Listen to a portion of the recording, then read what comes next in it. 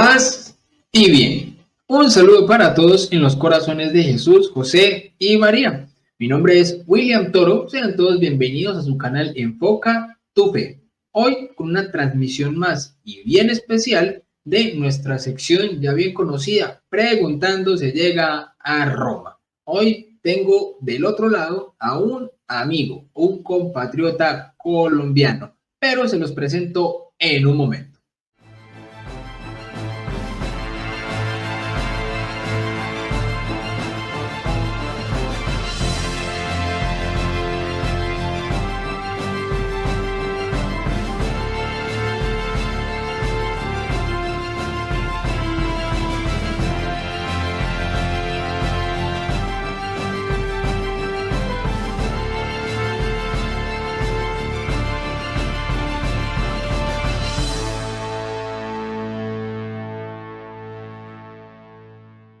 Bien, como les decía hace un momento, del otro lado tengo a un amigo. Les quiero presentar a Juan Manuel Sánchez, mi amigo El Rolo, mi amigo de Bogotá. Juanma, mi hermano, bienvenido por primera vez aquí a Enfoca tu Fe, mi hermano. ¿Cómo estás? Hola Will, muchísimas gracias, muy bien. ¿Tú qué tal? ¿Cómo has estado? Bien, bien, mi hermano, aquí contento, esperando con muchas ansias esta entrevista. El Señor sabe cómo va colocando sus tiempos y sabe cómo va organizando todo para que las cosas siempre se den de la mejor manera. Tienes toda la Eh, razón.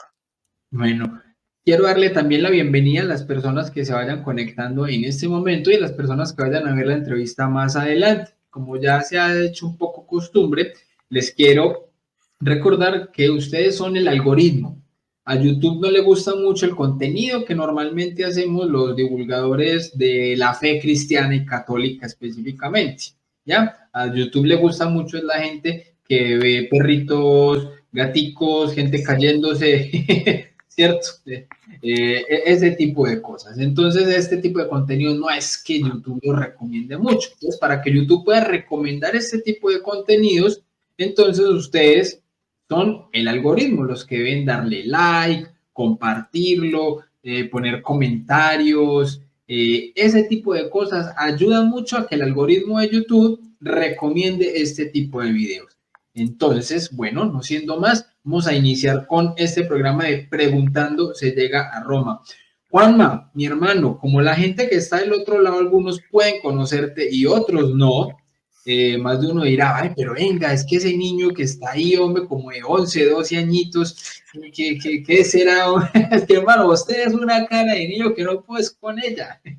Entonces, vamos a contarle a la gente quién es Juan Manuel Sánchez. ¿Por qué? Porque no es aquella pregunta del quién soy yo existencial, que nos llevaría a varios programas a explicarlo, sino quién es Juan Manuel Sánchez. ¿Es un sacerdote? ¿Es un niño? ¿Es un religioso? ¿Es un laico? ¿Está casado? ¿No está casado? ¿Trabaja? ¿No trabaja? ¿Estudia? Juan Manuel Sánchez. ¿Quién sos, hermano? Claro que sí, Will. Bueno, a toda la audiencia también, muchísimas gracias. Un gusto estar aquí con ustedes esta noche. Mi nombre es Juan Manuel Sánchez, ya tengo 26 años, 27 dentro de un mesecito. Em, Sí, curiosamente trabajo como profesor de ética en un bachillerato y sí, efectivamente me confundo con mis estudiantes.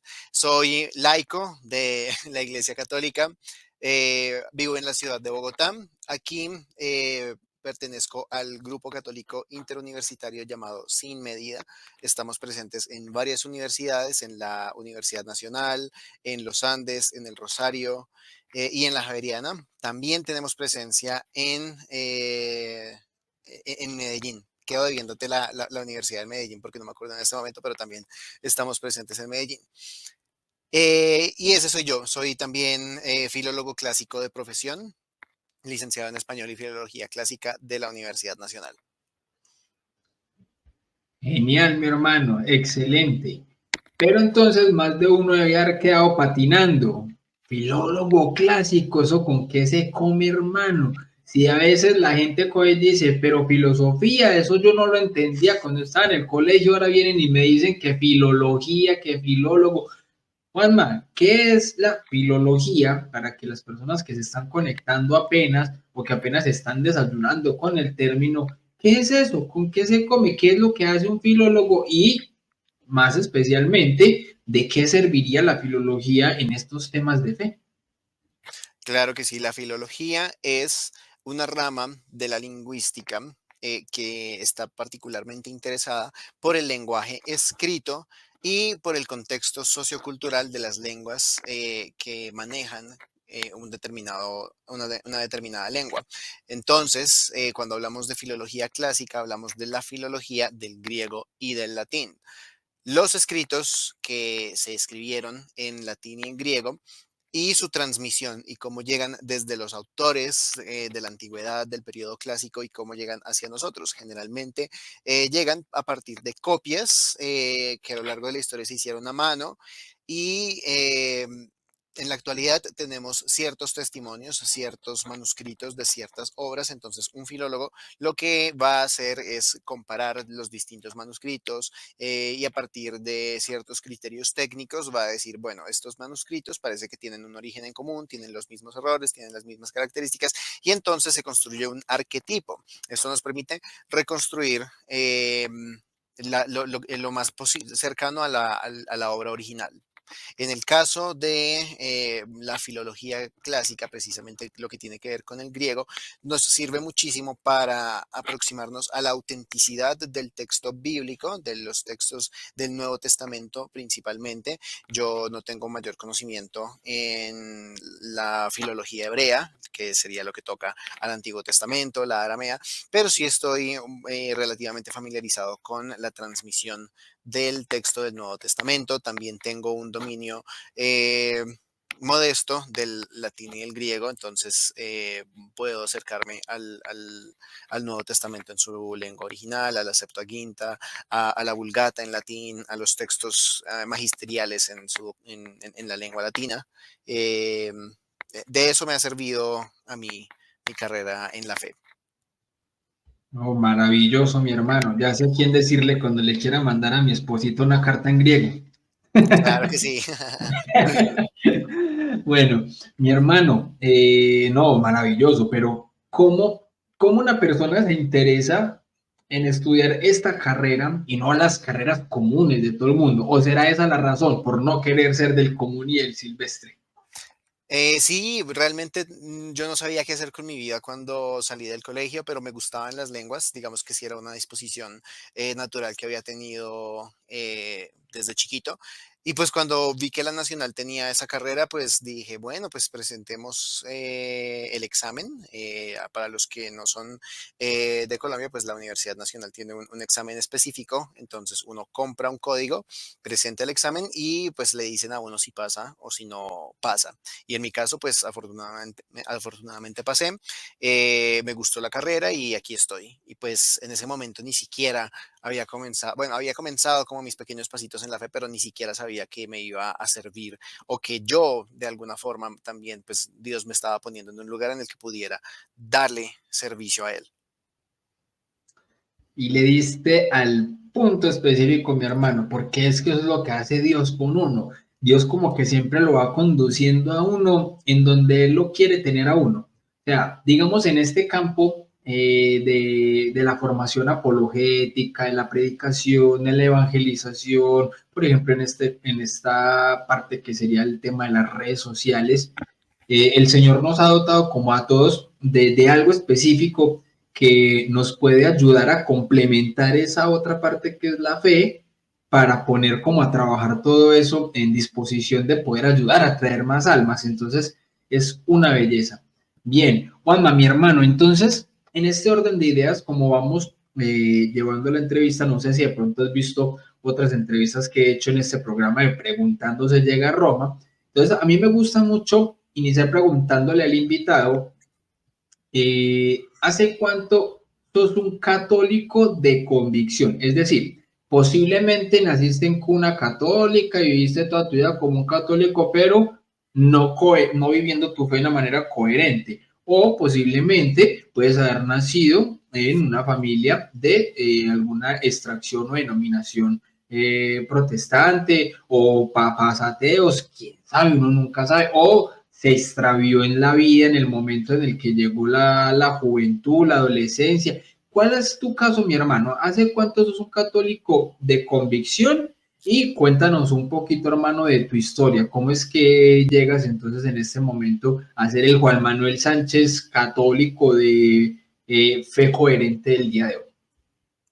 Claro que sí, ya van a ser cerca de 6, 7 años. Mi conversión comenzó, bueno, comenzó mucho antes, pero empieza a verse en el año 2017. Yo, eh, mi caso yo creo que es bastante común, yo creo que puede ser el caso de muchísima gente, que en nuestros países todavía tenemos una herencia católica considerable y entonces mucha gente bautiza a los hijos porque hay que bautizarlos, ¿no? Entonces a mí me bautizaron cuando era bebé, ciertamente, se hizo la ceremonia, toda la cuestión, la foto y básicamente hasta ahí. Si nosotros íbamos a misa 4 o 5 veces al año, eh, de vez en cuando, que mis papás les parecía como, no, vayamos, era mucho, realmente. Más allá de eso, no hubo una formación doctrinal, una práctica constante, sí nos enseñaron algunas oraciones, pues mi papá sí era un hombre de oración, pero, pues, de hacer su oración, a pesar de que, pues, no tenía la formación ni nada de eso. Del lado de mi mamá, la historia es un poquito más, intrincada, porque mi familia materna, antes de que yo naciera, se unió a una secta espiritista. Entonces, digamos que no tuve realmente ningún tipo de práctica con esto y pues ya, o sea, no estaban realmente muy activos cuando yo nazco, cuando yo crezco, pero pues sí iba a tener un poquito de influencia a lo largo como de mi formación, de mi concepción de lo que es Dios. Llegué a creer de chiquito un poco en cosas como la reencarnación, este tipo de cosas que pues no tampoco llegaron a tener una gran trascendencia porque pues digamos que la reencarnación toca mucho pues el tema de la muerte y pues uno de niño o de joven tampoco está como muy interesado en el tema. En todo caso, yo sí creía en Dios, creía en un Dios personal, en un Dios que estaba interesado en mí, en lo que me pasaba, en lo que les pasaba a las personas a las que yo quería. Ese tipo de cosas sí las creía, trataba de vivirlo, trataba de relacionarme en la forma en la que podía con Dios, pues con sus más y sus menos. Viéndolo en retrospectiva, siempre me llamaba mucho la atención pensar qué idea tenía yo de la persona de Jesucristo, porque no es como si sencillamente no existiera o no estaba en el radar realmente, no me lo planteaba realmente.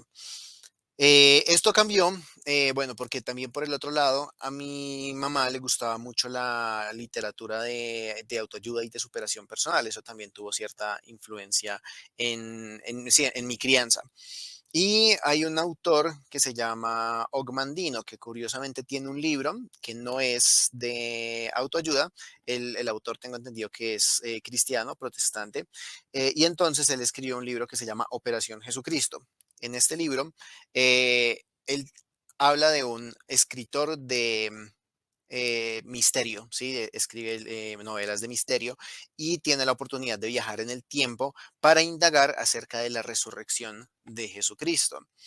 Este libro me planteó precisamente la idea de la resurrección y lo que hace es plantear por medio pues, de una construcción literaria muy bien hecha, argumentos que apuntan a que realmente Jesucristo sí resucitó, que no fue un invento, no fue nada de ese tipo de cosas. Yo realmente, lo que te digo, nunca me había planteado este tipo de cosas, no sabía si sí, si no. O sea, es muy difícil para mí cuestionarme qué creía yo respecto a la resurrección de Cristo antes de haber leído ese libro. Pero entonces yo digo como, bueno, sí, parece que son buenos argumentos, o sea, me convencieron, pero no tuvo como el impacto que debió haber tenido, ¿no? O sea, si yo digo Cristo resucitó, o sea, eso debió haber sido algo que cambió mi vida, pero pues yo estaba como terminando mi bachillerato, yo estaba como en décimo, eso debió haber sido, ponle Claro, tú.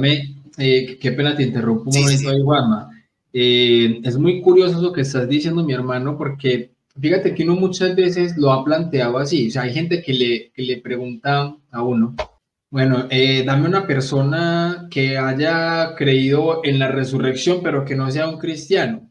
Pues para uno eso es una contradicción completa, porque pues uno qué va a decir, hombre, pues una persona que acepte y crea que Cristo resucitó, hombre, no le queda de otra que hacerse cristiano. Pero mira que tu caso es particular porque pues no es que no creyeras en Dios, pero sí obviamente te diste cuenta que habían argumentos muy plausibles en cuanto al tema de la resurrección, pero mismo así no cambió tu vida. Yo creo que ya ahorita vamos a ver qué es lo que en realidad sirvió para que cambiara tu vida, porque, wow. Sí, es verdad. Pues yo creo que en parte sí me comprometió como a mirar un poquito más la cuestión, porque pues de hecho, o sea, fue como un inicio. Yo sí sabía que, bueno, o sea, si Cristo resucitó, por lo menos tengo que ponerme a la tarea de leer la Biblia, todo este tipo de cosas, que lo veía como un poquito a largo plazo, ¿no? Igual yo tendría 15, 16 años, entonces dije, bueno, lo haré en algún momento. El Tarde te amé de San Agustín, en su máxima expresión, definitivamente. Entonces no fue sino ya después saliendo del bachillerato que pues cuando uno entra en conciencia con la condición de pecado, es precisamente que uno siente ya precisamente esa necesidad y esa inquietud se hace mucho más clara. Entonces sí, es precisamente pues cuando uno pues se abre un poquito a cosas a las que no debería abrirse, al mundo, ese tipo de cosas que uno dice, bueno, sí, o sea, hay, yo hago cosas que me hacen daño, hago cosas que le hacen daño a los demás y los demás también hacen cosas que me hacen daño. Y entonces es ahí en lo que uno dice, bueno, entonces, ¿quién es el ser humano? Y pues a partir de esa pregunta yo creo que uno empieza a encontrar respuestas en la revelación. Y ese fue, digamos, lo que me llevó a mí a cuestionarme sobre este tipo de cosas, digamos, pues la experiencia de sufrimiento, todo ese tipo de cosas, el tratar de refugiarme en Dios. Yo después ya de salir terminando el bachillerato en 11, decido empezar a ir a misa. Porque yo había hecho un cálculo y ya esto lo veremos un poquito más a fondo en, cuando entremos a la parte de la apologética, pues que si Cristo realmente había resucitado y tenía un mensaje de salvación, su mensaje tenía que haberse mantenido a lo largo del tiempo. No tenía ningún sentido que su mensaje se hubiera perdido en el tiempo. Y pues yo, bueno, sí alcancé a tener un momento de anticatolicismo adolescente por las cruzadas, por la Inquisición, por todo este tipo de cosas. Pero yo sí decía, o sea, realmente en lo que tiene que ver con el mensaje de Jesucristo, pues su mensaje tiene que haberse conservado en la denominación cristiana más antigua. Y pues yo sabía que los evangélicos venían, o sea, no pueden remontarse más allá de 500 años. Y entonces yo dije, no, pues la Iglesia Católica en la que fui bautizado, pues tiene más años que todas las demás, entonces pues voy a empezar por ahí. Y porque pues no, realmente no veía ningún tipo de motivo para buscar en otro lado. Entonces sí empecé a ir a misa y arrastré con ello a mis papás, mi papá lo vio con muy buenos ojos, empezamos a ir. em, pues no, en principio pues duré harto tiempo así, no me confesaba y no comulgaba, pero por lo menos pues empecé a participar un poquito. Hubo un par de años en los que por puro descuido dejé pasar la catequesis de confirmación, la invitación a la catequesis de confirmación, hasta ese 2017 que dije, bueno, este año sí fue. Y pues ese año hice la catequesis de confirmación. Em, Termina la confirmación y yo pues termino con más preguntas que respuestas. Entonces yo le dije a mi párroco, no, pues es que realmente pues el proceso estuvo muy chévere, hicimos cosas sociales interesantes, pero pues es que yo quisiera saber más, porque pues sí entendía que la confirmación era un paso muy importante. Y mi párroco me dijo algo muy sabio y es que yo tenía que ver la confirmación como un inicio, ¿sí? No como la conclusión de un proceso o algo por el estilo, no era como una graduación o algo por el estilo. Y entonces yo quedé convencido con ese argumento y entonces con un compromiso conmigo mismo de indagar mucho más, pues fue que decidí confirmarme, efectivamente. Entonces me confirmo por allá en noviembre del 2017 y durante todo el 2018, lo que es mi feed de YouTube, mis redes sociales, Google y todo eso empieza a llenarse de contenido católico, de canal. Y en esa época apenas estaba empezando, o sea, lo que es del 2018 para acá, el catolicismo en redes sociales ha aumentado tanto en cantidad como en calidad de una manera impresionante. Y eso que también han aumentado la cizaña, ¿no? Ciertas cosas que son como para confundir. YouTube está tremendamente plagado de sedevacantismo, de muchas cosas también que son como de mucha prudencia, pero, y lo digo porque por gracia de Dios, yo no caí en absolutamente nada de eso, o sea, alguito de buen criterio me iluminó también el Espíritu Santo, pues para llegar como a buen puerto y entonces eh, eso aumentó mi convicción un montón, ya después de confirmado, me confesaba con frecuencia, siempre comulgaba, empecé a ir a misa, incluso entre semana, que pues lo procuro hacer y en la actualidad invito pues a la audiencia que nos está escuchando a que también lo hagan en la medida de lo posible. Y, o sea, si pueden todos los días, maravilloso, o sea, es algo demasiado, demasiado bueno. Y eh, al final del 2018, pues la Universidad Nacional aquí en Bogotá tiene capilla. Es también una bendición de Dios que en medio de todo la hemos mantenido. Entonces, yo nunca había ido a la capilla. ¿Sabías que en esa capilla fue donde empezó también la conversión de Fray Nelson Medina? Sí, claro que sí, eso sí lo conozco. Em, sí, es una capilla tiene historia, definitivamente. Entonces, yo tenía que confesarme, entonces fui a la capilla de la universidad y el capellán, el padre Campo Elías, un gran amigo, me dijo que había un grupo de jóvenes que se reunían. Yo realmente no conocía jóvenes católicos. Yo no conocía católicos, básicamente.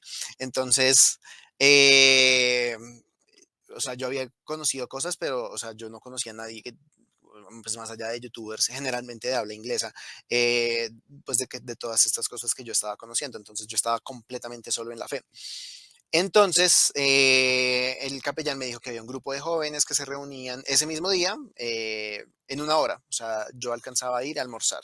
Entonces fui, almorcé, llegué y entonces pues fue efectivamente mi comunidad a la que hago parte que se llama Sin Medida.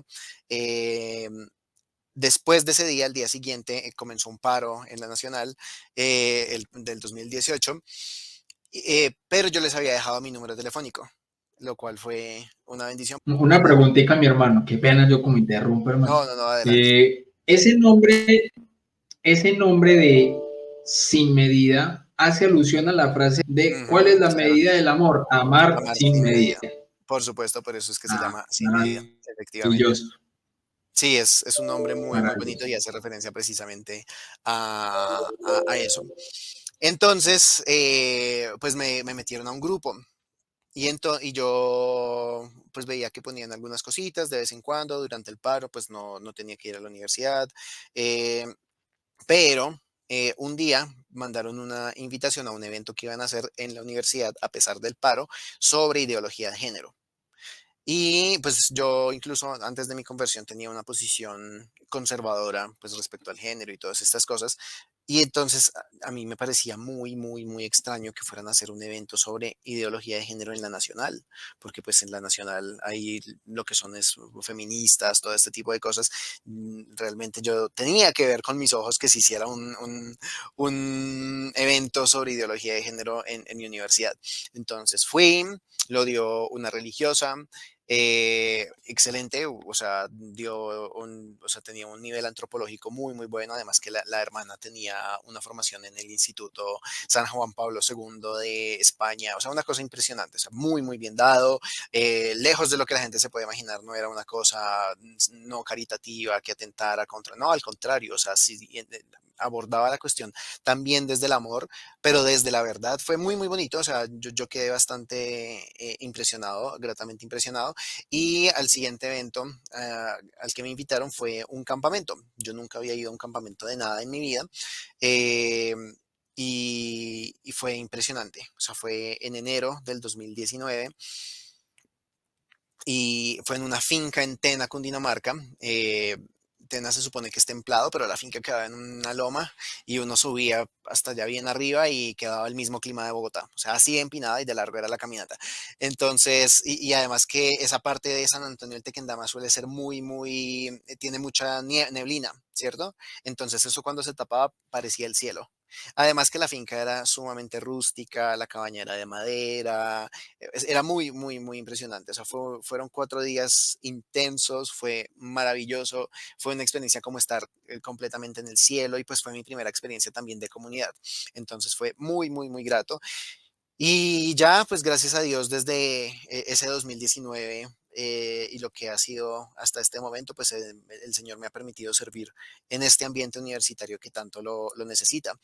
Y pues recientemente también he decidido darle el sí al Señor por medio también de las redes, porque yo también me formé mucho en un momento en solitario por internet y porque yo creo que también muchas personas se están nutriendo por este contenido, por lo que haces tú, Will, por lo que hacen tantas personas. Entonces yo sí había sentido como ese llamado también para hacerlo y ya llevo un mes larguito en un canal de YouTube que se llama La Razón de Nuestra Esperanza. Para los que quieran suscribirse es muy, muy recomendado. Claro que sí. De hecho, aquí en el comentario fijado del chat aparece el canal de nuestro buen amigo Juan Manuel y también va a quedar en la descripción del video y en el primer comentario de este que también va a quedar fijado para que no tengan ni excusa ninguno y vayan a suscribirse al canal de Juan Manuel, porque como dijimos al principio, imagínense el conocimiento en filología que tiene Juan Manuel aplicado a lo que es la parte apologética de nuestra fe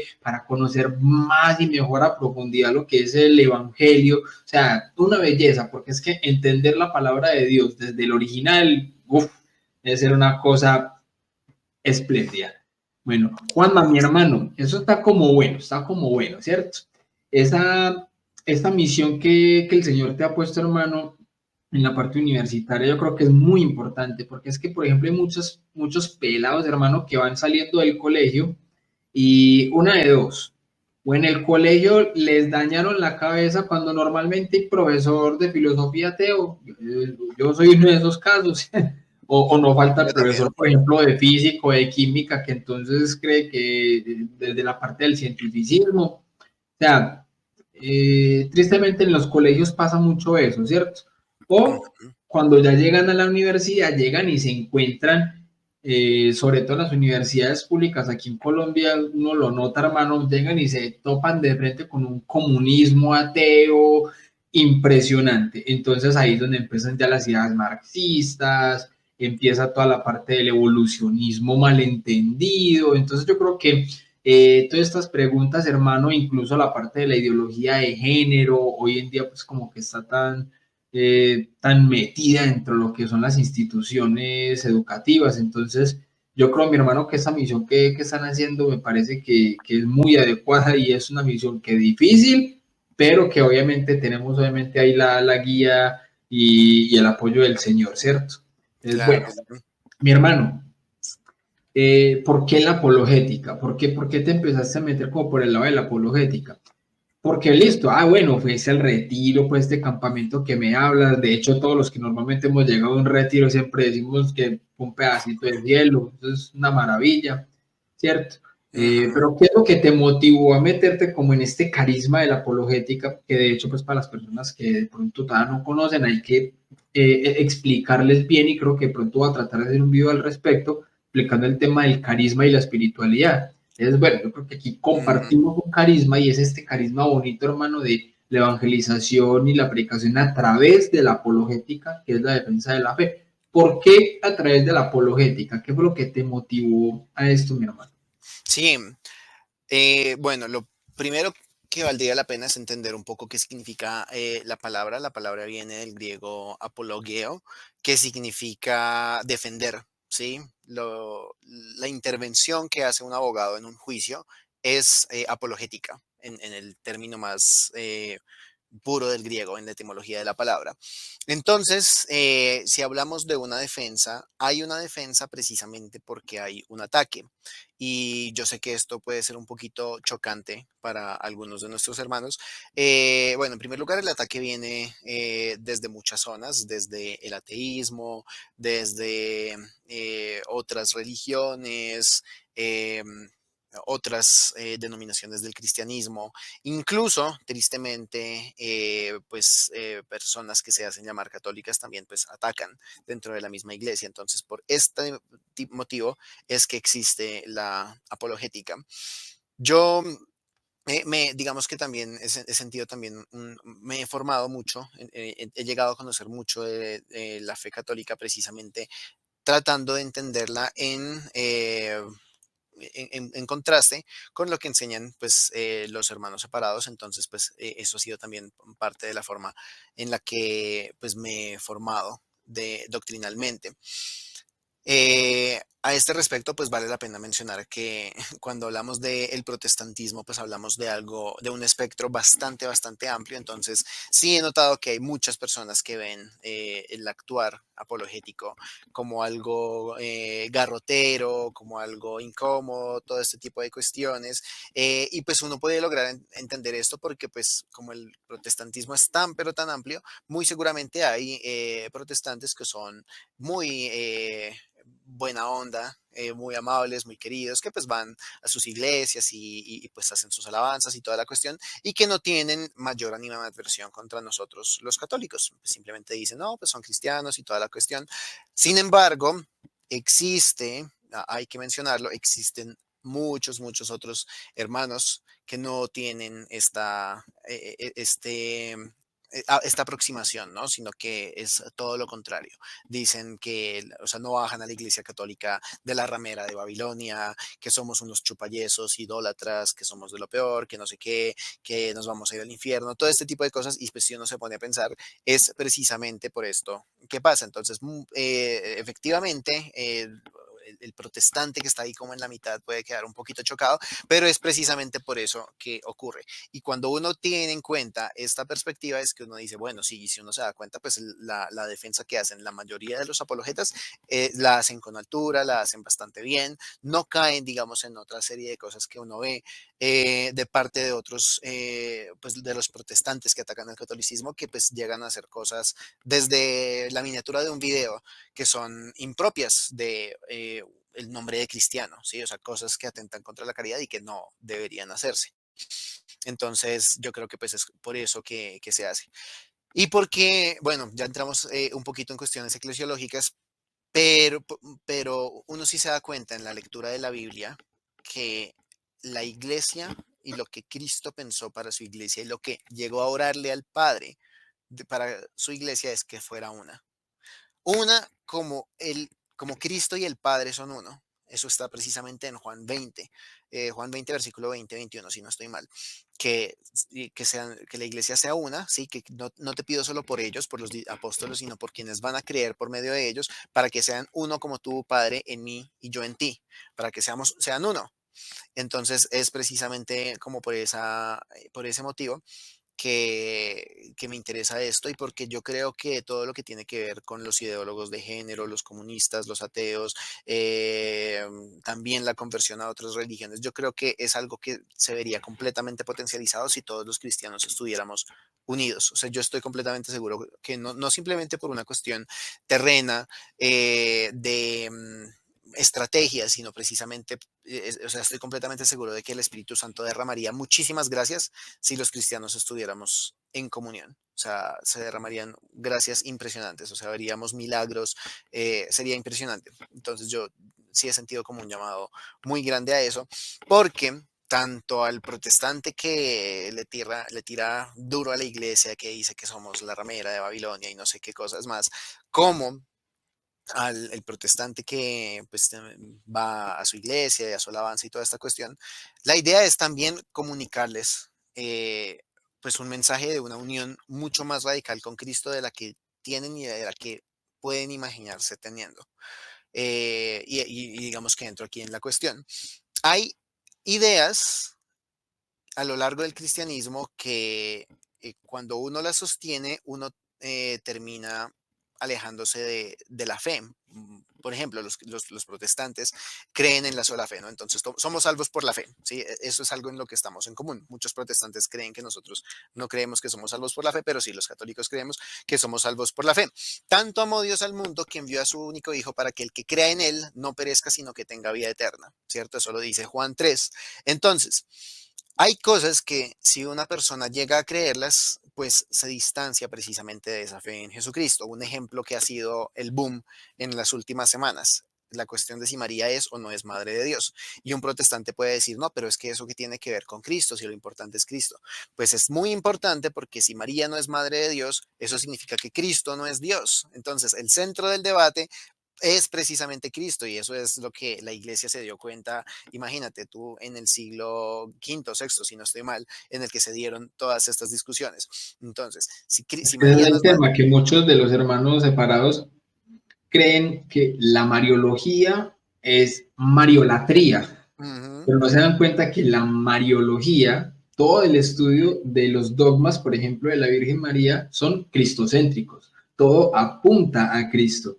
Hay algunos que se han dado cuenta de esto, pero con matices. Y bueno, por exactamente. ejemplo, el mismo Jonathan Ramos que no niega que la Teotocos, por ejemplo, de las dos formas, de que María era madre de Dios por ser madre de Cristo aquí en la tierra, pero que continúa en este momento siendo madre de Dios por ser madre de Cristo también en el cielo. Pero entonces Claro. ahí algunos protestantes que, por ejemplo, aceptan la maternidad de María en la tierra, pero ya la niegan en el cielo. Entonces se dividen por una cosa o por la otra. Entonces, como decías ahorita, mi hermano, es muy difícil poder acotar y saber y señalar, por ejemplo, esto es el protestantismo, ¿no? Porque es que Ujú. hasta en cuestiones cristológicas están divididos. Más de uno de ellos va a decir, no, es que eso es mariología y es mariolatría, pero desde que uno lo entienda como la cristología, están divididos incluso en cuestiones cristocéntricas. Continúa mi hermano. Exacto, y es que, o sea, los hemos escuchado en estas semanas diciendo cosas gravísimas precisamente sobre la fe en Cristo, porque muchos han dicho que no, que es que simplemente María parió la naturaleza humana y lo que terminan haciendo es desgarrando la unión de las dos naturalezas de Cristo, que fue algo que definieron, pues definió principalmente el concilio de Éfeso. Entonces, esto es solamente un ejemplo, pero yo a lo que, o sea, realmente creo que el planteamiento eclesiológico se plantea de una manera muy sencilla, porque si tú eres protestante, ya sea que pues, tengas cierta animadversión con la iglesia o que estés en buenos términos con la iglesia católica y no estés, pues no seas particularmente anticatólico, realmente si tú por el hecho de ser protestante, y esto puede ser chocante para muchos, realmente si tú eres protestante, eso ya te pone en una situación en la que no crees tanto que Dios amó al mundo y que entregó a su único hijo. Te pone en una situación que confronta precisamente el mensaje central del Evangelio. ¿Por qué? Vamos a irnos al momento en el que nace el protestantismo en el siglo XVI, ¿sí? Entonces llega Martín Lutero.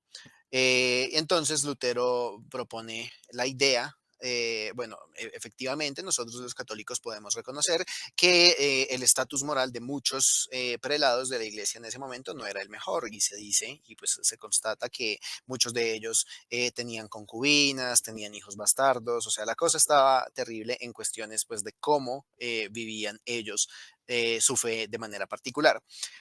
Sin embargo, eh, Erasmo de Rotterdam, por ejemplo, que fue un contemporáneo de Lutero, que fue un humanista importante, le escribe en las correspondencias que mantenía con Lutero, y Lutero le da la razón, que él realmente no está interesado en las cuestiones de la corrupción moral del clero católico, sino que a él le interesa lo que tiene que ver con la doctrina y con un mensaje puntual, y es que Martín Lutero, o sea, si bien ambos grupos, católicos y protestantes, creemos que somos salvos por la fe, Martín Lutero pues surgió con la idea de que somos salvos de manera imputada, ¿sí? O sea, la justicia de Cristo se imputa en el creyente cuando cree en Cristo. Entonces, en ese momento, como que la culpa del cristiano se imputa en Cristo crucificado y la justicia de Cristo se imputa en el creyente, de manera que Dios Padre, en su juicio, va a ver la justicia de Cristo. Entonces, él dijo que así es como opera el Evangelio, precisamente. Entonces, dividió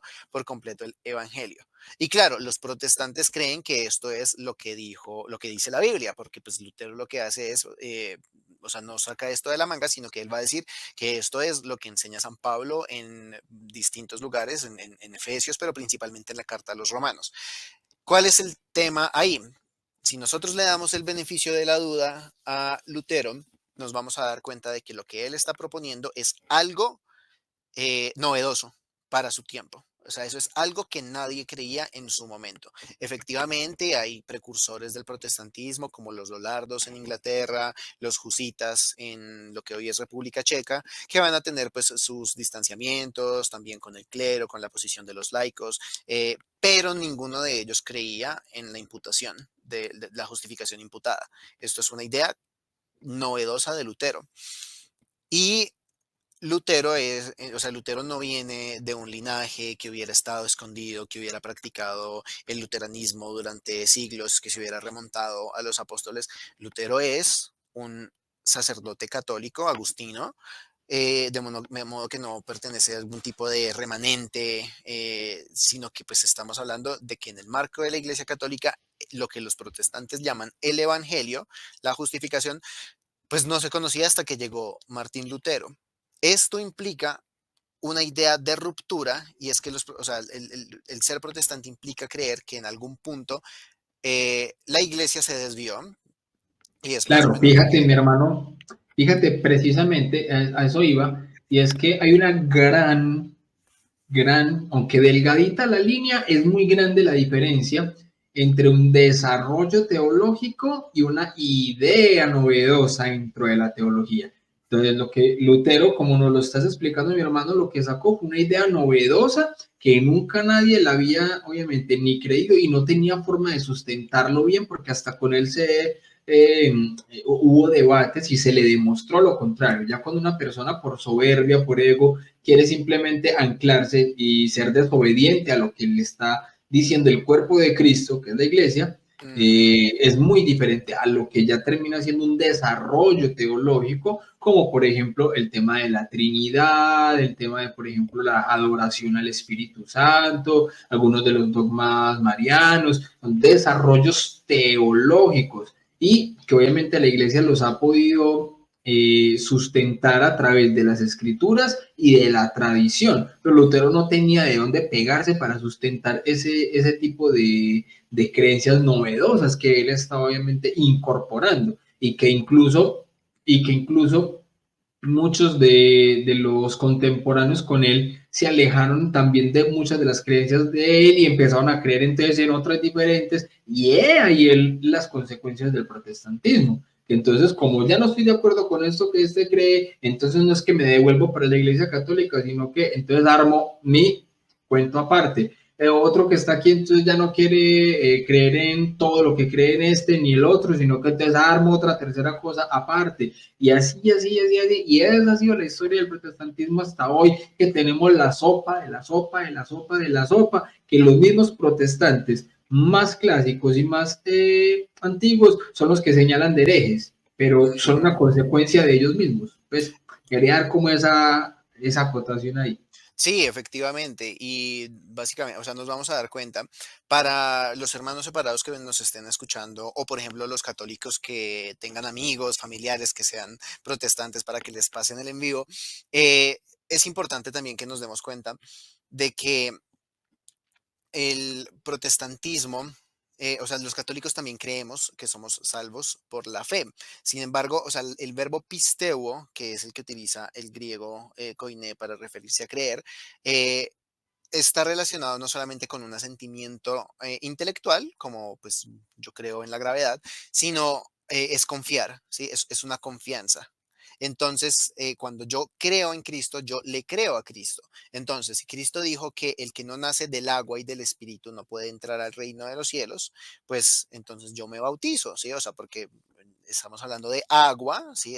Y el entendido de toda la iglesia ha sido siempre que es el nacer de nuevo es precisamente bautizarse, entonces nosotros nos bautizamos. Y dijo Cristo también, el que no come mi carne y no bebe mi sangre, no tiene vida eterna. Entonces, precisamente en el entendido que ha tenido toda la historia del cristianismo, nosotros creemos que Cristo está realmente presente en la Eucaristía. Entonces, es muy interesante que los que dicen ser salvos por la sola fe tengan una fe pequeñita y que digamos este tipo de cosas o cuando sumando otra a quienes les perdonéis los pecados les quedan perdonados, esto tampoco básicamente todo esto lo van a leer a la luz de la interpretación que Lutero le dio a contados pasajes de San Pablo, ¿sí? Entonces, la fórmula va a ser interpretar a Cristo a partir de la interpretación de Lutero, de San Pablo, y es muy interesante que, o sea, tienen va a ser alegórico, entonces pues no le van a creer a Cristo los que dicen que son salvos por la sola fe,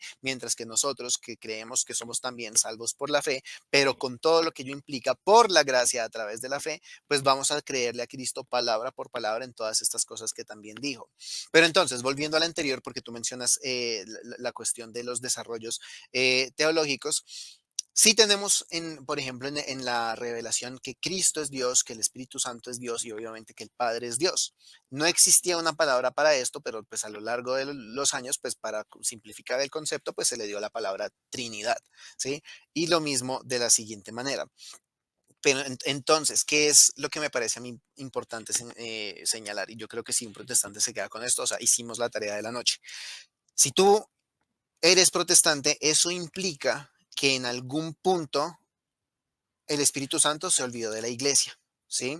Y que hubo, o sea, hizo falta que llegara alguien, llámese Martín Lutero, llámese Calvino, Zwingli o Melanchthon, o incluso, o sea, porque esto termina deviniendo en grupos que ya abandonan por completo el cristianismo, como los testigos de Jehová, como los mormones, que he de decirlo, están mucho más distantes de nosotros, o sea, pierden todo el sentido. Los testigos de Jehová creen que San Miguel Arcángel y Jesucristo son la misma persona, los mormones creen que Dios es un extraterrestre, pero incluso ellos terminan siendo más consistentes con su idea porque ellos van a decir que la iglesia se corrompió después de la muerte del último apóstol. Entonces se cerró el canon de las escrituras, claro, si ellos no Claro, y van a... de hecho tienen su propio libro. Exactamente, Ellos tienen entonces, su propio libro. O sea, tal cual.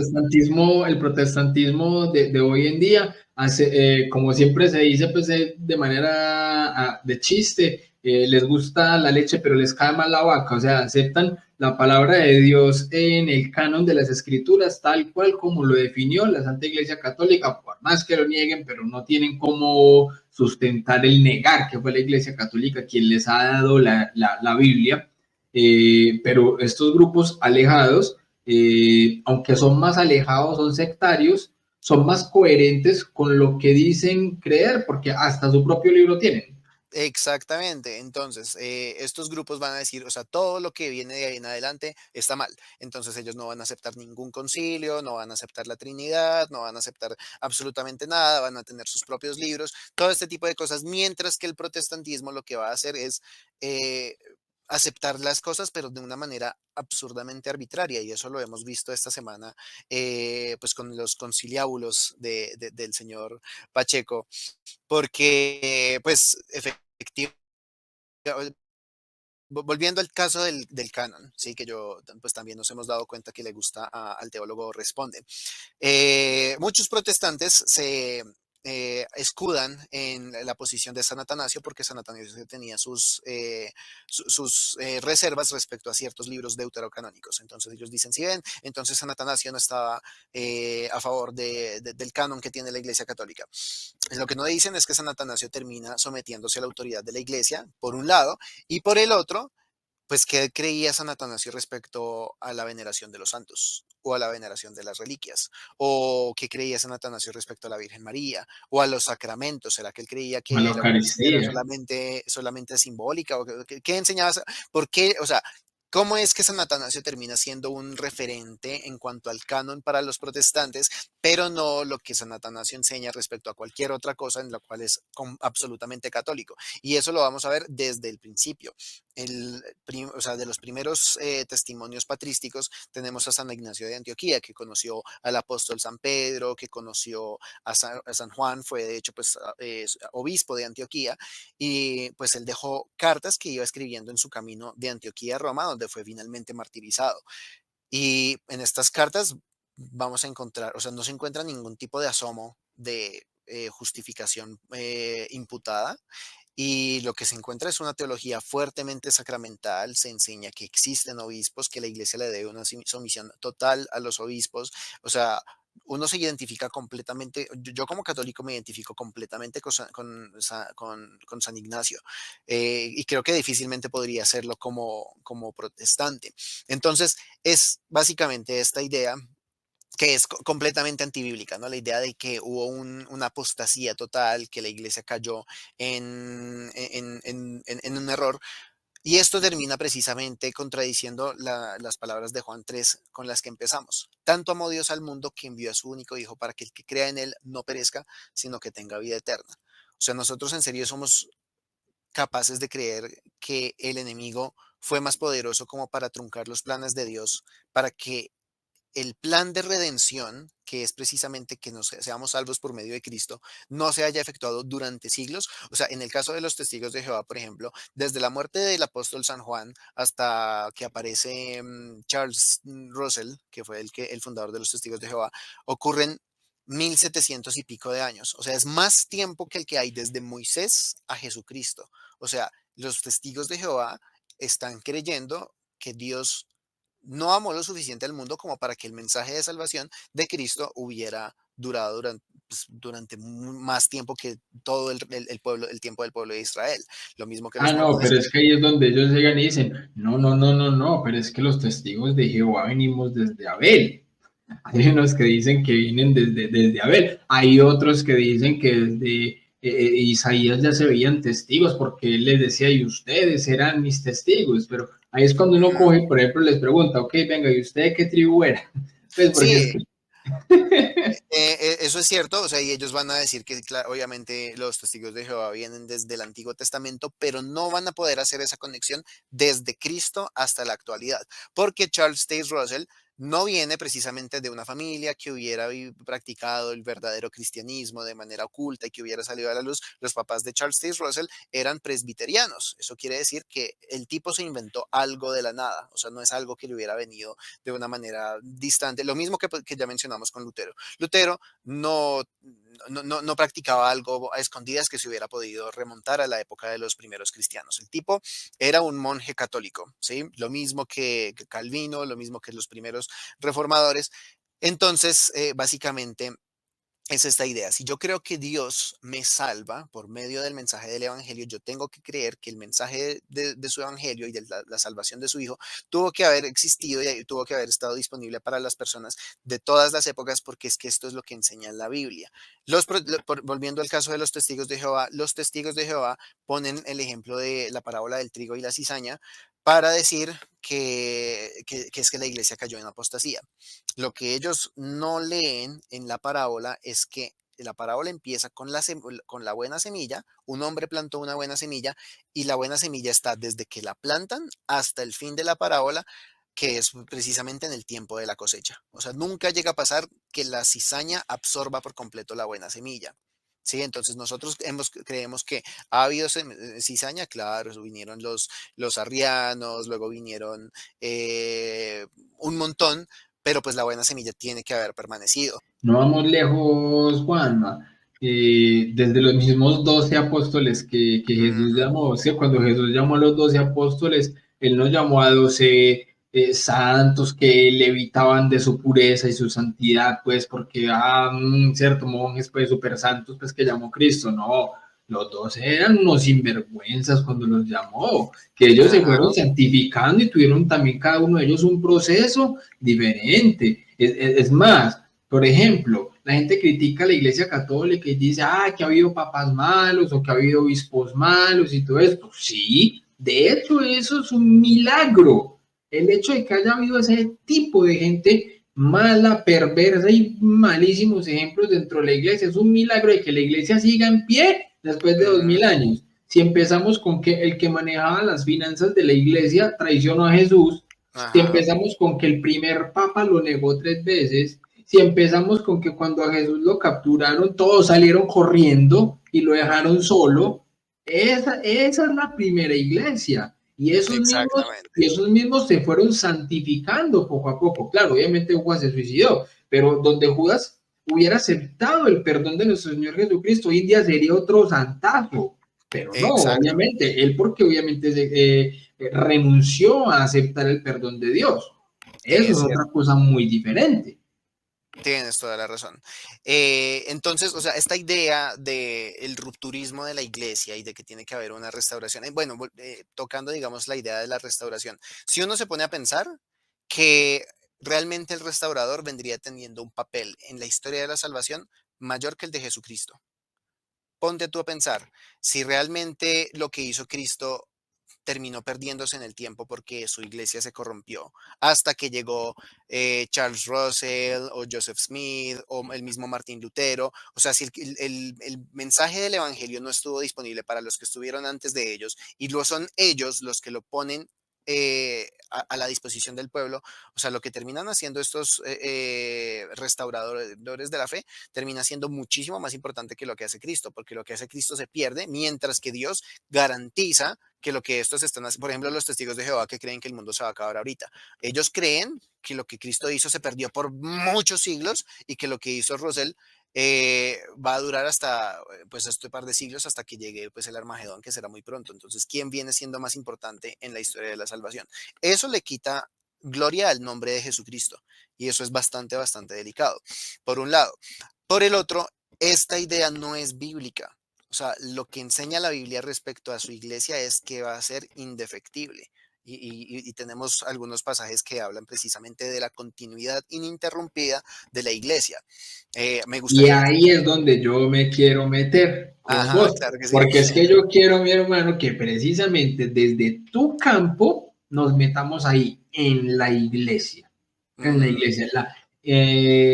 que el hecho de que la iglesia tiene que perdurar, el hecho de que la iglesia es fundada por Cristo, el hecho de qué es lo que significa la iglesia como cuerpo visible de nuestro Señor Jesucristo desde tu campo de la filología. Ahí me quiero meter, mi hermano, completamente.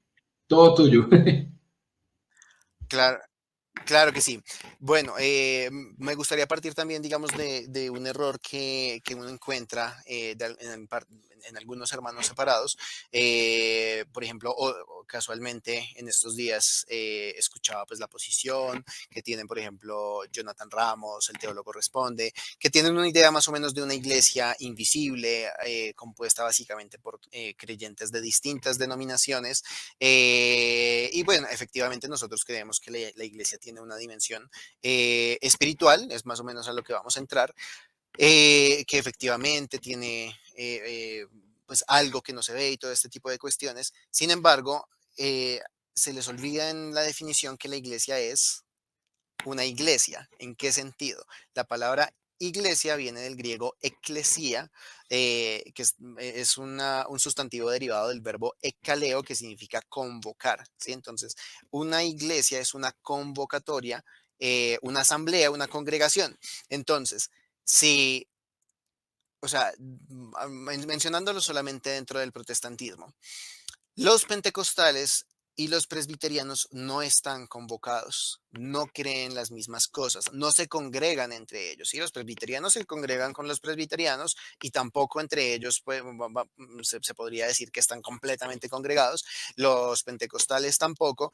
Entonces realmente estamos hablando de iglesias, pues comunidades eclesiales, como los llama la iglesia, que son distintas, ¿sí? No son dos sedes de una cosa distinta. Los anglicanos no son una sede y los presbiterianos otra y los luteranos otra. O sea, estamos hablando de cosas distintas que no están convocados a algo propio, no son una iglesia. O sea, no son, sedes sería, por ejemplo, la Arquidiócesis de Bogotá, que es la sede de la Iglesia Católica acá en Bogotá, y la Arquidiócesis de Medellín. ¿Sí? Que creen lo mismo, que aceptan lo mismo, que están sometidos precisamente a la persona del Papa. Ahí sí estamos hablando de dos sedes de la misma cuestión, pero o sea, en el término más básico, o sea, esta idea de la iglesia, que nosotros también la tenemos, la iglesia también tiene una dimensión invisible y todo esto, pero pues, o sea, para que la iglesia sea una iglesia, pues primero que todo tiene que ser una iglesia, ¿sí? Y si tú no estás convocado con tu hermano, si tú no, o sea, puede que los dos confiesen el nombre de Cristo, que los dos estén bautizados, pero eso no es una iglesia como en el término más básico. Entonces, no corresponden precisamente a lo que la iglesia enseña. Y además que pues esta idea de que de la iglesia como pues distintas denominaciones que creen cosas distintas y que básicamente unos creen en el bautismo infantil y otros no, eso no aparece en la Biblia tampoco. Juanma, Eh, ahí es donde se hace la distinción y me corregirás desde tu campo, hermano, vos sos el experto ahí. Ahí es donde uno podría entonces hacer la distinción de que una cosa es la religión y la otra es la iglesia. Obviamente se unen, pero listo, compartimos el hecho de que podemos vivir una misma religión porque tenemos unas maneras de religar, es decir, de unirnos a Dios, ¿cierto? Como ujú, cristianos que somos, independientemente de las denominaciones protestantes o nosotros como católicos, ¿cierto? ajá. Compartimos la religión, pero lo que nosotros llamamos religión, que es el cristianismo, es lo que ellos asumen como iglesia, pero no es la iglesia. Creo que se entiende de esa manera. Sí, podría ser una forma de entenderlo. Igual vamos también un poquito para eso, porque ¿quién define qué es un cristiano también? O sea, incluso el término, a algunas personas como que no les gusta. Yo he visto muchos que ponen en su biografía de Instagram seguidor de Cristo en lugar de cristiano. O sea, como que ya se desvinculan del mismo nombre de cristiano, lo cual me parece muy triste en medio de todo. Pero entonces, vamos a ahora sí, o sea, teniendo en cuenta de que la iglesia no puede ser algo que esté separado, disgregado, que no es, que estén en contradicción unos u otros. Y claro, muchos van a decir, no, pero es que en la iglesia católica también hay división. Y efectivamente, en la iglesia católica, pues recientemente se han visto cosas que no deberían darse, pero pues hay una instancia en con la cual uno puede decir, pues es que esta persona o esta posición es disidente, ¿sí? Y pues al ser disidente, pues se aleja de lo que es la iglesia, o está siendo contraria al sentir general de la iglesia. Eso no pasa en el protestantismo, ¿sí? Si una persona dice que otro protestante es un hereje, pues ese protestante simplemente pues va a formar una nueva denominación, ¿sí? Cosa que no pasa en el catolicismo. Pero entonces, ¿qué es la iglesia? Para entenderlo, vale la pena entender el concepto de alianza, que es bastante recurrente en el Antiguo Testamento y que nuestro Señor lo menciona cuando consagra el cáliz en la última cena, que dice precisamente, y lo repetimos en todas las misas, este cáliz es la nueva alianza, la alianza nueva y eterna, y eso es muy importante. ¿Qué es una alianza? Una alianza se parece a un contrato, pero no es un contrato porque los contratos generalmente son de bienes y servicios. Una alianza es de personas, un intercambio de personas en el sentido de personas, no como la esclavitud, que también sería un contrato, sino por ejemplo, la adopción, ¿sí? Una parte se entrega como padre, la otra parte se entrega como hijo, ¿sí? El matrimonio, una parte se entrega como marido y otra se entrega como mujer. Y estos ejemplos van muy al lugar porque lo que es la iglesia es precisamente esa alianza nueva y eterna. En el Antiguo Testamento encontramos distintas alianzas, la alianza que Dios establece con Adán y Eva, con Noé, con Abraham, con Moisés, con el rey David, que todas ellas apuntan a una alianza que va precisamente a restaurar lo que la primera alianza, la de Adán y Eva, al haber caído, rompió. Entonces, la iglesia, por un lado, es la congregación de los hijos de Dios. Eso pues, lo dice San Juan, que a quienes creen en Cristo les da la potestad de hacerse hijos de Dios. Y San Pablo también desarrolla el hecho de que somos hechos hijos de Dios por medio del bautismo, porque en el bautismo somos enterrados en Cristo, ¿sí? De hecho, eso es lo que simbólicamente significa el bautismo, somos puestos como bajo la tierra en Cristo y resucitamos con Él. Y al hacer en Cristo, y lo que somos pues es incorporados a su cuerpo, porque la iglesia también es su cuerpo, y ahí ya vamos a ver una cosa muy interesante. ¿De qué manera la iglesia es el cuerpo de Cristo? Pues en primer lugar, ya vimos, por medio del bautismo nacemos nuevamente en Cristo, pero además la iglesia es la esposa de Cristo. y esto es muy, pero muy bonito porque la esposa es, la iglesia es esposa de Cristo porque hay una relación conyugal entre el marido y la mujer. Cristo nos entregó su cuerpo en el Gólgota, pero claro, Will y yo, pues nacimos hace unos cuantos años, en tiempos históricos, nosotros no estuvimos en el Gólgota. ¿Cómo es que una persona a lo largo de los siglos se beneficia de esa entrega que hizo Cristo de su cuerpo? Pues eso se hace por medio de la Eucaristía. Es por medio de la Eucaristía que Cristo alimenta con su cuerpo a las personas de todas las épocas y de todos los lugares. Entonces, Él nos entrega su cuerpo, pero lo bonito es que nosotros también le entregamos nuestro cuerpo, ¿sí? Y pues al hacer esto también le entregamos todo nuestro ser, nuestra alma, nuestro espíritu, y lo recibimos a Él de esa manera. Entonces, en la Eucaristía lo que ocurre es precisamente un acto muy, pero muy profundo, pues que es precisamente el acto conyugal de Cristo y su esposa, que es la iglesia. Entonces, es por medio de estos dos sacramentos principales que se configura la realidad de lo que es la iglesia. Los protestantes son incorporados en la iglesia católica por medio del bautismo. Nosotros creemos y la iglesia enseña que si son bautizados bajo una fórmula trinitaria y con un entendimiento trinitario correcto, los protestantes nacen efectivamente en el seno de la Iglesia Católica, ¿sí? No, no hay más de una iglesia, entonces cuando un protestante se bautiza en el nombre del Padre, del Hijo y del Espíritu Santo con agua, efectivamente queda incorporado a la Iglesia Católica, que es la Iglesia de Cristo. Pero ¿qué pasa? Yo para estar en una casa, no basta con que yo entre a la casa, tengo que quedarme en la casa, porque si me salgo de la casa, pues ya no estoy dentro de la casa. Entonces, si un protestante, pues que ya es bautizado en la iglesia de Cristo, pues adhiere a doctrinas que son contrarias a lo que enseña la iglesia, adhiere a prácticas que son contrarias a lo que enseña la iglesia y pues no persevera en lo que enseña la iglesia, pues ya no hace parte de la iglesia de Cristo. Entonces es aquí más o menos donde yo encuentro la dificultad. Eso es como el hijo rebelde que sencillamente si sus papás le dicen, vea, es que aquí en esta casa la autoridad somos los papás y en esta casa mientras usted viva bajo este techo, se hace lo que se diga en esta casa. Y como al protestante Exactamente. normalmente no le gusta lo que dice la autoridad, entonces es como ese hijo rebelde que aunque puede pertenecer a la familia, a la casa, pues se va y empieza a hacer su Exactamente. vida y entonces lo que le guste hacer, lo que sea, pero fuera de la casa. Pertenece, pero no está dentro. Es precisamente eso. Que pues digamos a nosotros los católicos también nos pasa, por ejemplo, cuando cometemos pecado mortal. En ese caso, digamos que también fragmentamos nuestra comunión con la iglesia y ahí entra una cuestión importante. Se persevera, o sea, si se entra a la iglesia por medio del sacramento del bautismo, se persevera en ella en el sacramento de la Eucaristía.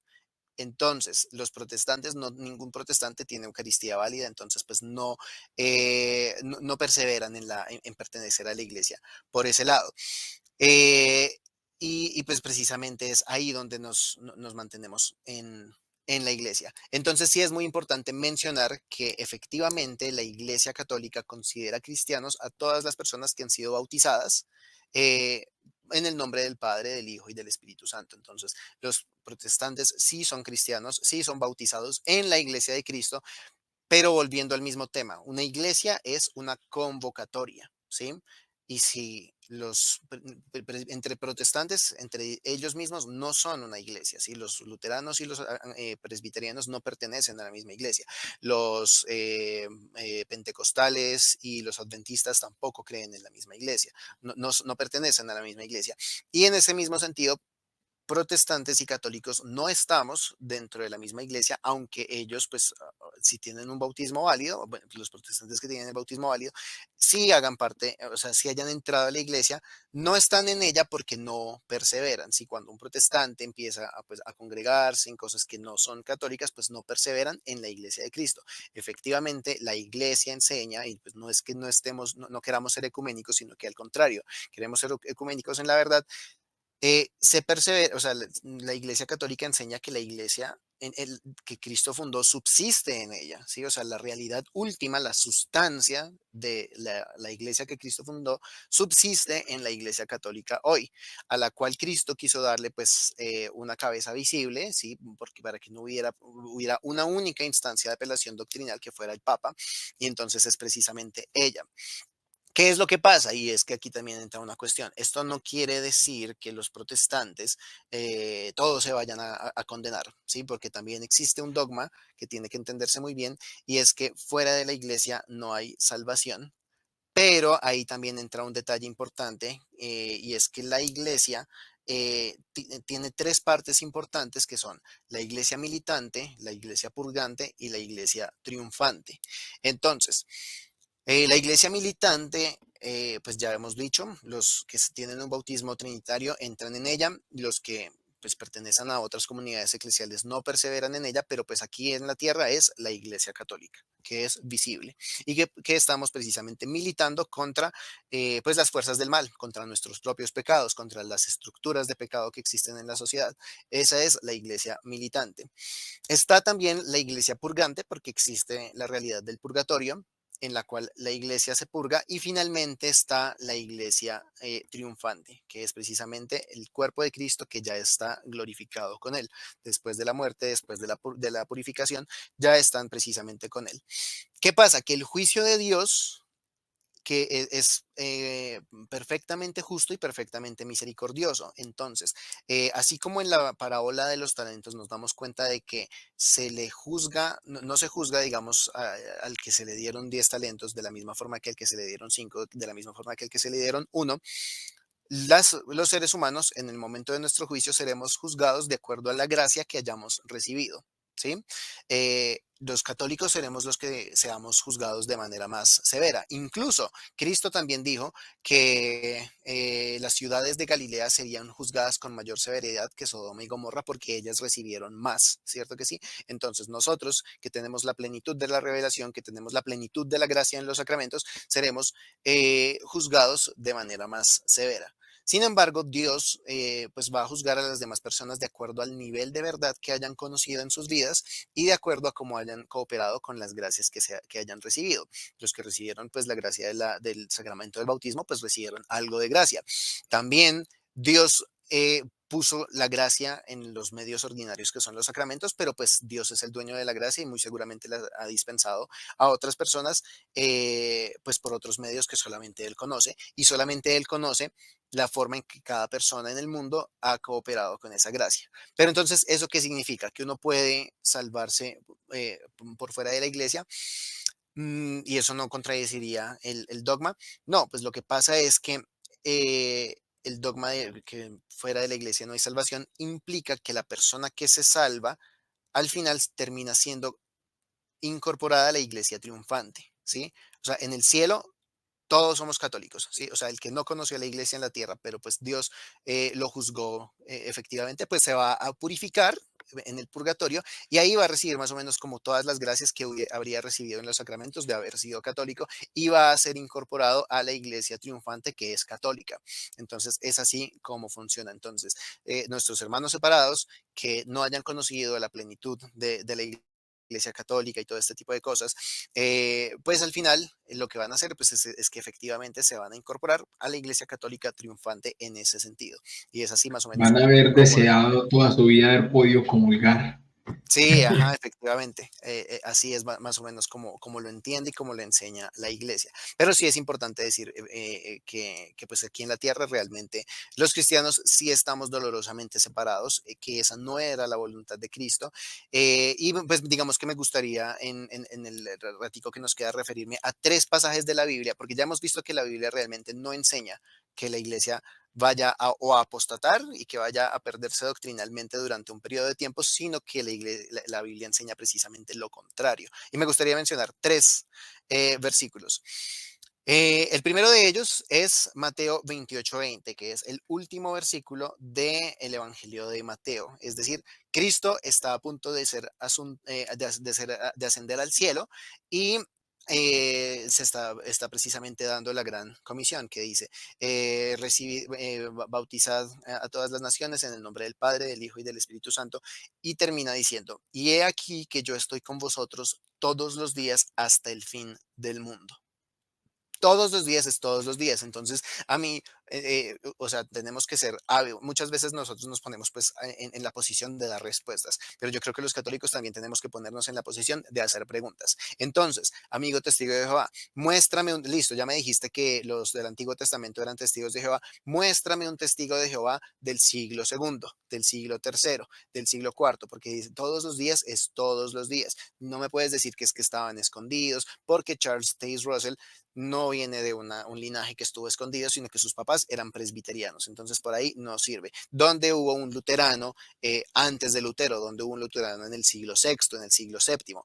Y efectivamente, pues no los vamos a encontrar. Lo que vamos a encontrar son personas que efectivamente, sin los desarrollos teológicos que nos vamos, de los cuales ya habló Will, pues muy seguramente eran católicos. Eso es básicamente lo que encontramos desde San Ignacio de Antioquía durante todos estos siglos. Otro versículo que apunta a esta idea es precisamente también del Evangelio de Mateo, Mateo 16:18, que es el versículo que utilizamos para hablar del papado. Pero pues en este momento no vamos a centrarnos en la cuestión que tiene que ver con el papado, si Pedro es la roca o no es la roca, pero el versículo dice, yo a ti te digo que tú eres Pedro y sobre esta roca edificaré mi iglesia. Ese pedazo lo vamos a dejar para luego porque podemos hacer un programa completo de ese versículo, pero lo que sigue después es, No, y de hecho, qué bueno que lo hagamos, qué bueno que podamos sí, hacer un claro que programa sí. luego, porque vos desde la filología yo creo que se puede abordar de una manera muy buena todo lo del término, si es roca, si es piedra, si es piedrita, si era roquita, Ujú. eso lo podemos Sí, tratar luego en un programa bien sabroso.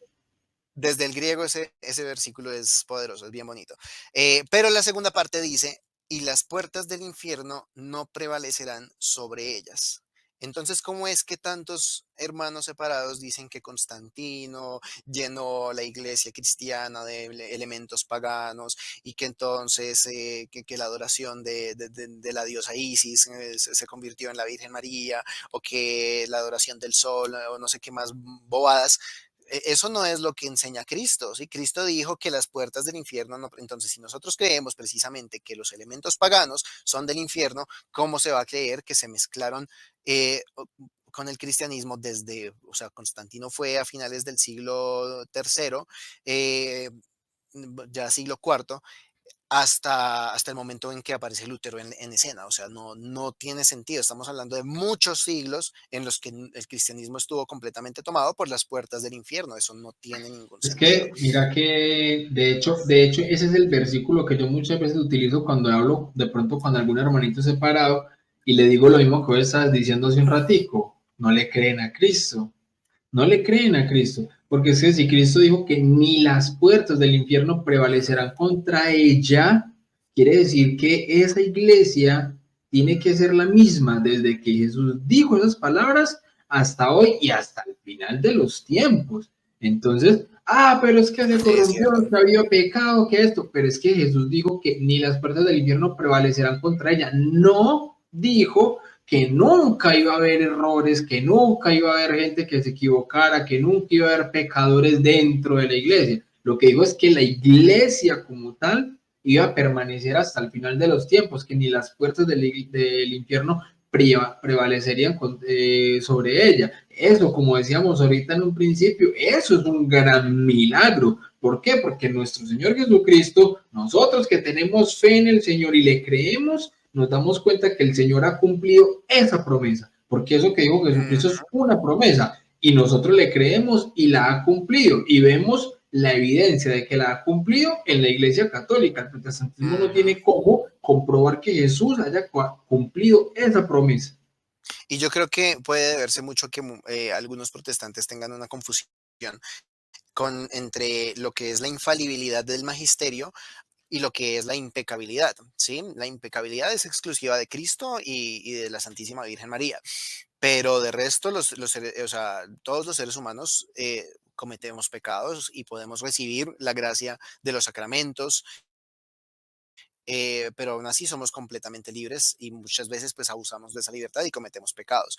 Lo que creemos los católicos es que la autoridad de la iglesia en lo que tiene que ver con enseñar el evangelio que nos salva va a recibir pues un auxilio del Espíritu Santo para no caer en el error doctrinal y moral.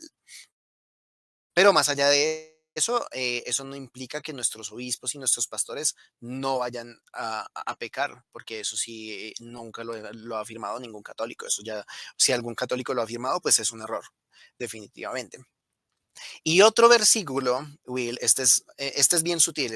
Los otros dos, pues muy seguramente se hayan escuchado. Este versículo lo dice nada más y nada menos que nuestra Madre, la Santísima Virgen María. Nos ubicamos en el primer capítulo de Lucas, en el Magnificat, ¿sí? Es nada menos que Lucas 1:48, ¿sí? Entonces, los que oramos frecuentemente el Magnificat nos lo sabemos de memoria y muchas veces ni siquiera hemos reparado en que este versículo enseña la indefectibilidad de la iglesia, porque dice precisamente, proclama mi alma la grandeza del Señor y se alegra mi espíritu en Dios mi Salvador, porque ha mirado la humillación de su esclava. Desde ahora me felicitarán todas las generaciones.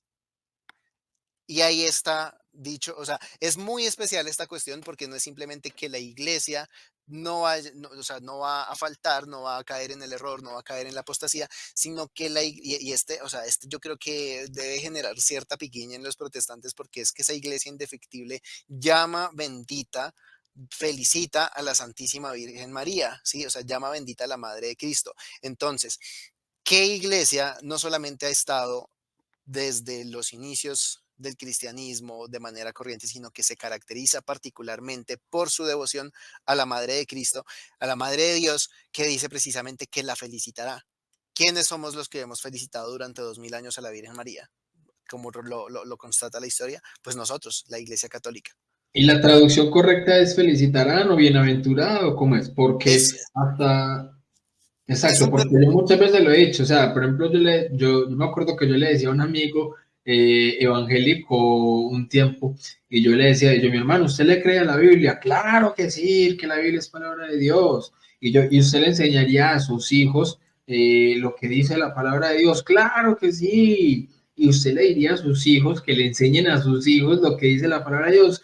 Pues, claro, porque es que la palabra de Dios, y yo, entonces, mi hermano, repite después de mí, bienaventurada Virgen María. Y ahora enséñeselo a sus hijos y dígale a sus hijos que se lo enseñen a sus hijos, porque ahí dice así la Biblia, todas las generaciones. Y todas las generaciones significa usted, sus hijos, los hijos de sus hijos, etcétera. Y ahí es donde quedan, entonces tal cual. hay algunos que dirán que no tienen problema con eso, porque, sí, le estamos llamando bienaventurada, porque es que Dios la escogió y esto. Pero hay otros, como decíamos también ahorita, que son la sopa de la sopa, que incluso ese tipo de cosas como que les da escozor el hecho de Ujú. simplemente incluso de mencionar a la Virgen María. Entonces, Sí, pues mira, el término es un poco difícil realmente, o sea, el término es el verbo macarieo, que está relacionado con macarios, que significa, se traduce al latín como beatus, que es de donde viene beato.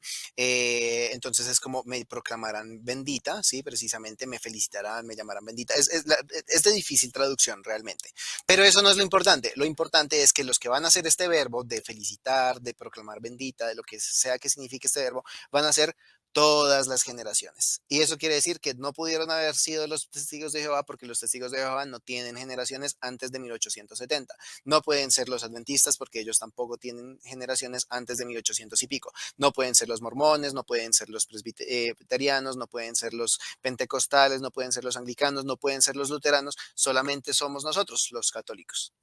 mi hermano, como dicen por ahí en el término nuevo utilizado en redes sociales, ¡pácata! Mi hermano, qué belleza, excelente, me parece muy, muy, muy bueno. Sí, yo utilizaba el versículo como de la manera que te lo estaba diciendo, pero no la hizo así como de esa manera. Claro, nosotros somos los únicos que podemos abogar a que tenemos todas las generaciones comprobables en haber llamado bendita, felicitarla, bienaventurada a la Virgen María. El resto, no. Tal Qué cual. belleza, mi hermano, muy bueno, muy bueno. Bueno, Juanma, ya vamos como aterrizando un poco entonces aquí, me parece, ha sido una entrevista excelente, hablamos de todo un poquito, pero le dimos un énfasis muy bueno al tema de la eclesiología, el tema de la iglesia, indefectibilidad de la iglesia tiene que permanecer hasta el final de los tiempos como promesa de nuestro Señor Jesucristo. De verdad que ha sido muy, muy, muy bueno y las personas que han estado durante toda esta transmisión o los que lo van a ver luego. Si les ha gustado esta explicación de nuestro buen amigo Juan Manuel Sánchez, bueno, dejen el like aquí en el video, compartan esta transmisión, pero muy especialmente, como les dije desde el principio, ahí en el comentario fijado está el canal de Juan Manuel para que se suscriban a el canal de Juan Manuel. Si usted está viendo esta entrevista después de que se ha estrenado. Entonces, en los comentarios está también el comentario fijado y en la descripción del video el canal de Juan Manuel para que no haya excusa y que se puedan ir a suscribir a su canal porque Juanma está montando un contenido excelente. Está muy nuevo el canal, entonces hay que apoyar este tipo de contenido, este tipo de canales, este tipo de evangelización digital, porque aunque en este momento somos ya bastantes los que estamos haciendo este trabajo de crear contenido católico en redes sociales, todos tenemos un estilo, todos tenemos un énfasis, todos tenemos alguna manera de hacerlo que genera una diferencia bonita y que hace que todos los católicos que ven este tipo de evangelización y de prédicas en redes sociales, este tipo de apologética bien hecha, porque pues valga la redundancia y valga de pronto decirlo de esta manera, no todo el mundo está haciendo una apologética bien hecha. Me refiero a apologética bien hecha, es hacerlo con las palabras de San Pedro, que no es solo dar respuesta de nuestra esperanza, sino como lo dice el versículo 16, el qué y el cómo. ¿Cómo? Con mansedumbre y con humildad. Entonces no hay garrotazo y la cosa, sino hablando de garrotazo con faltas de respeto. Eso a mí me parece garrotazos, las faltas de respeto. Pero decir la verdad no son garrotazos. Sí, yo quiero añadir una cosa muy Claro que importante no más. y es que esta cuestión de la infalibilidad no se limita únicamente a nuestros hermanos los protestantes, sino que también quiero hacer un llamado muy importante a los católicos dentro de la iglesia, porque muchos de ellos parece que están adoptando la idea de que la iglesia podría llegar a fallar en el futuro o puede que esté fallando en este momento y entonces empiezan a tener ciertas dudas respecto a nuestros cardenales, al Papa, a la persona del Papa, que es tan importante, y entonces básicamente se dejan llenar por apariciones espurias de la Virgen que no son aprobadas por la Iglesia, que dicen que no, que es que en Roma perderá la fe y se volverá la sede del anticristo. Puntualmente digo esa porque es muy famosa, se le atribuye a Nuestra Señora de la Salet y no hace parte del mensaje que fue aprobado por el obispo de la zona, el obispo de la Salet, sino que fue algo que el vidente añadió muchos años después y es mucho más triste porque nosotros los católicos tenemos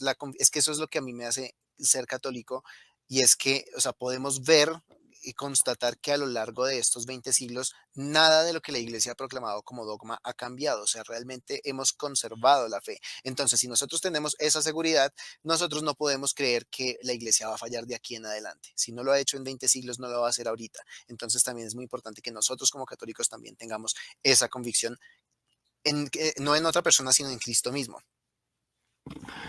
Totalmente, mi hermano, así es. De hecho, también tengo por ahí planeado otro video nuevo, que ya tengo por ahí uno un poco viejo, pero quiero renovarlo y tener algunos invitados. De hecho, de una vez te extiendo la invitación, mi hermano, para que entre varios católicos hablemos del tema de lo peligroso que está haciendo hoy en día algunas revelaciones privadas. No porque sean malas en sí mismas, sino porque hay revelaciones privadas que la gente las asume como si fueran dogmas. Entonces, la iglesia las acepta, pero hay personas, católicos quizás bien intencionados, pero que desconociendo muchas veces una buena formación dentro de lo que es la Biblia, la tradición y el magisterio, prefieren abocarse a lo que son las revelaciones privadas y le dan más relevancia e importancia a este tipo de místicos y revelaciones privadas que a lo que en realidad es nuestro depósito de la fe. Entonces yo creo que ese programa también va a ser muy interesante y desde ya, hermano,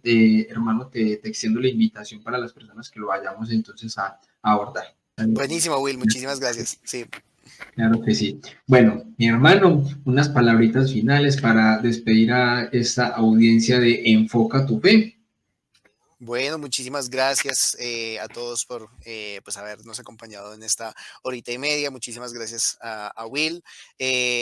Recuerden, digamos, si esto ha sido de ayuda para ustedes, pues esperamos que así sea para mayor gloria de Dios. Si ustedes conocen a alguien que tenga un familiar hermano separado, pues compártanle también este contenido, porque pues la idea es que ustedes lleguen también a donde nosotros no podemos llegar, ¿no?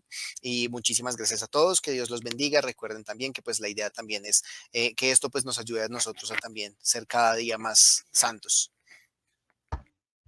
Amén, totalmente de acuerdo, mi hermano.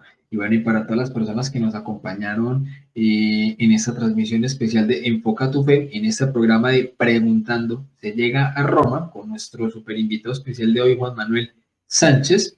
Quiero despedirme como siempre lo hago, diciéndoles que nadie ama lo que no conoce, en palabras de mi buen amigo San Agustín. Y por eso, preguntando, se llega a Roma.